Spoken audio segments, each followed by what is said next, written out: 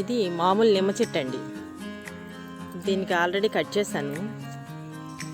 ఇదిగోండి కొత్త కొత్తవి చిగుళ్ళు వస్తున్నాయి. ఈ మొక్క స్వీట్ లెమన్ అండి. దీనికి కూడా లైట్గా ఈ టిప్స్ వరకు ప్రూనింగ్ చేసేసి మన వర్మీ కంపోస్ట్ ఇచ్చేస్తే మరి దీనికి కూడా ఫ్రూటింగ్ స్టార్ట్ అవుతుంది.